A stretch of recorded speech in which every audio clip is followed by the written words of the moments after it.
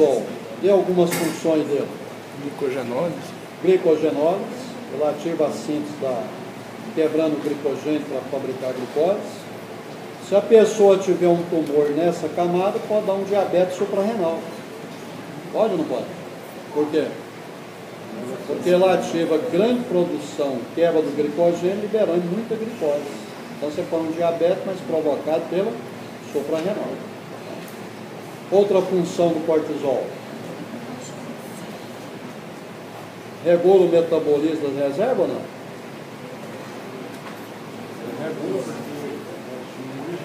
Ele regula o metabolismo. Se você tiver em excesso, aí ele detona o caboclo, metabolismo proteico, né? Mas normalmente ele vai regularizar a quantidade de proteína, a quantidade de glicose que está apresentando quando está na dentro da homeostasia. Tem ação imunossupressor? Tem.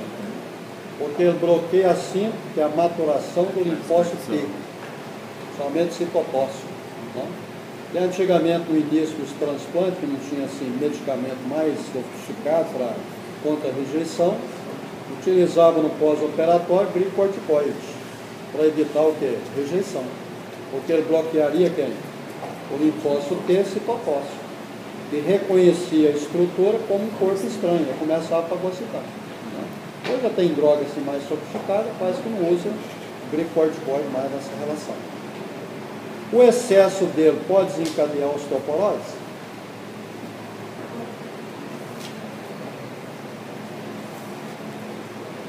Olha, sim ou não, 50%. Aí depois eu vou perguntar por quê. Pode dar osteoporose? Pode desencadear sem acelerar ou não? Pode.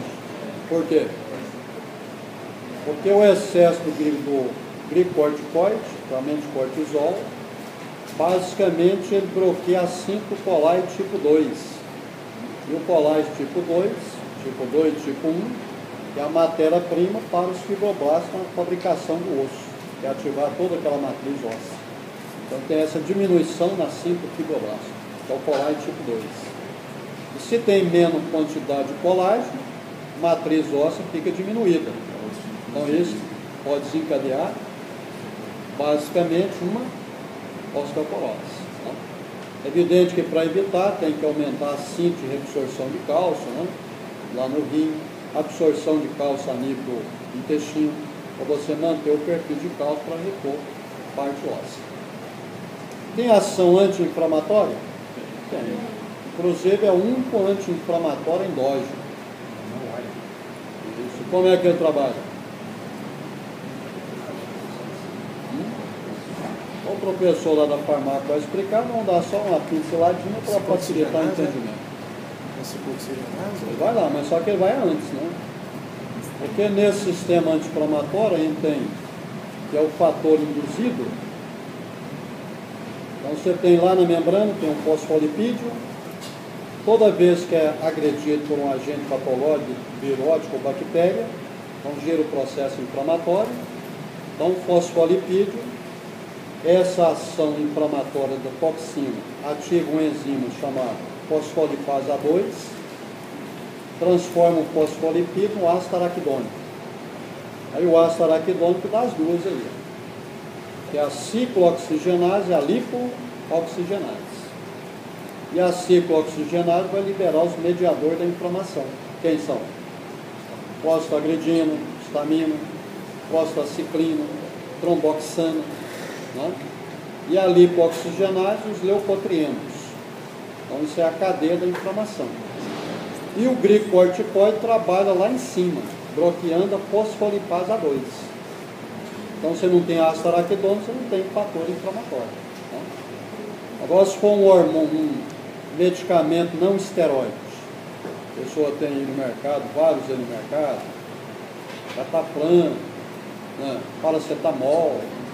Esses aí eles são não esteroides, eles trabalham só na COX-2, que é a ciclooxigenase 2, que é induzida. Aí quem tem...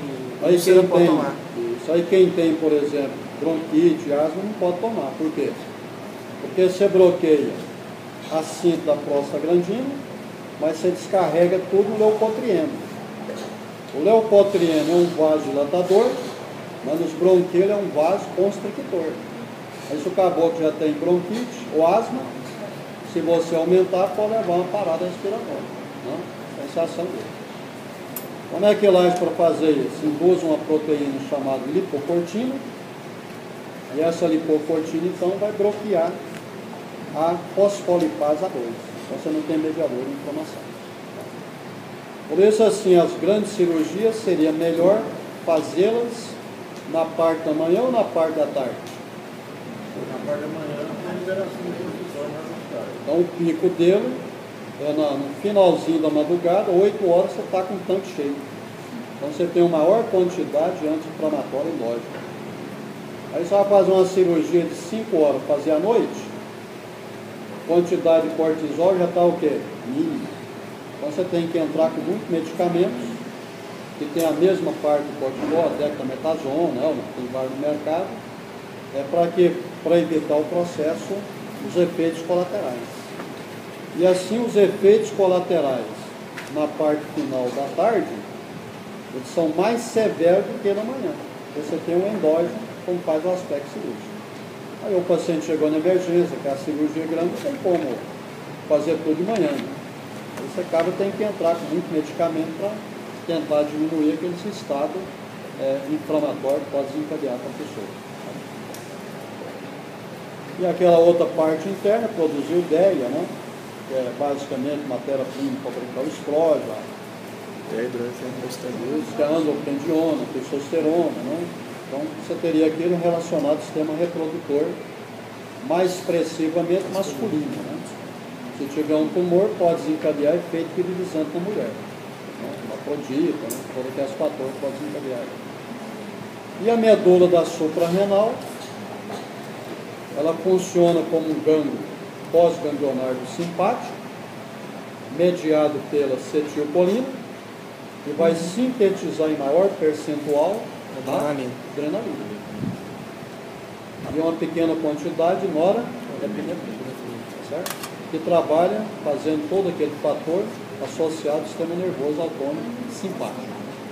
Dependendo do órgão, pode ser estimulador, o outro pode ser o quê? Inibitório. Epinefrina e adrenalina é igual. Norepinefrina ou noradrenalina. Exatamente isso. Você está na emergência e fala assim, dá adrenalina. Acabou, cara. Não tem não. Então traz uma epinefrina. Mesma coisa. Mesma coisa, né? E a pessoa não sabe, né? Tem que saber. Epinefrina tem, adrenalina tem não. Ou aquele pessoal da farmácia, que é aquele setor para ajudar, nem sempre vai saber, né? Aí a adrenalina acabou, só tem epinefrina. Né? Aí você pode tomar dessa mesmo, acabou. Aí você citar o coração, né? É a mesma coisa. Então se falar epinefrina ou norepinefrina, adrenalina ou noradrenalina. Né? Sabendo que a noradrenalina ela pode ser sintetizada em 2 locais, na adrenal e a maior percentual nos gânglios pós-ganglionários simpáticos. Alguns deles não secretam, né? Porque eles fazem exceção no aspecto geral. Então está aí para a gente esse aspecto geral. Aí esse aí, você falou que entra na exceção lá, que é a glândula suprarrenal, como ela vai produzir a própria adrenalina, então ela não pode secretar norepinefrina, né? É por isso que ela é exceção. Se a pessoa tiver um freio como citoma, feocromocitoma, isso é um tumor de medula de adrenal. Aí o tumor começa a produzir muito o quê? Epinefrina, norepinefrina. Quais os efeitos que a pessoa pode ter? Pode ter uma taquicardia, uma hipertensionamento vascular, que é uma hipertensão, né? Aí faz os exames, o paciente está com a pressão que o medicamento, você dá lá os beta-bloqueadores não estão respondendo, porque a causa está aqui na medula suprarrenal, que está produzindo grande quantidade de epinefrina, causando efeitos colaterais. Né? Aí a gente fala assim, qual que é a enzima que ela faz a modulação da acetilcolina? Modulação assim, Fez o efeito final, ela tem que ser degradada. Então ela modula a quantidade na tendincinase. Acetil colinesterase. Quais são as enzimas que fazem a modulação da epinefrina, norepinefrina? Então a gente tem duas. Tem a MAO, monamina oxidase, e tem a COMAT, ortometil catecol. Então, uma enzima que vai fazer o bloqueio dessas duas substâncias para evitar os efeitos colaterais. Pode ir, Oi? Oi? Fala aí, olha, primeiro. Monamina oxidase, MAO. Quando o paciente tem muita enzima dessa, aí começa a cair potência. Monoamino oxidase. Então a pessoa, se tiver alguma coisa que está produzindo muita MAO, aí os efeitos são quais? Bradicardia. É ou não? Porque está faltando quem? Você tem muita MAO, está quebrando toda a adrenalina e epinefrina. As respostas nos órgãos ficariam maior ou menor? Se eu tenho muita MAO. Tudo que chega, passa o facão, quebra tudo. Então diminui. Os efeitos são o quê? Bradicardia, hipotensão. Aí o tratamento tem que ser medicamento e MAO. O que é IMAL? Inibidor da MAO. Não tem o da inibidor da ECA? O IECA, captopril, por exemplo, né? São para evitar aquele aumento. Então, quando você tem o IMAL, significa substâncias que inibem a enzima monamina oxidase. Né? E tem a catecol ortometiltransferase, né? Que é outra enzima. Catecol. Oi? Tirar da cola. Catecol, ortometilcatecol. Né? Mas o termo que usa mais são esses, ortometilcatecol. Aquele anel benzeno com um oxidrilo e um metil na posição orto. Né? Você tem orto-metal, né? Entendeu lá As duas na quebram. química? Todas as duas quebram. Normalmente, dependendo de quem age, vai dar um produto diferente. Vou botar no roteiro lá para vocês trabalhar. Vai deixar lá para o segundo período, esse roteiro aí, para aprofundar mais. Morreu, Vamos só. Vamos com calma, né? Morreu?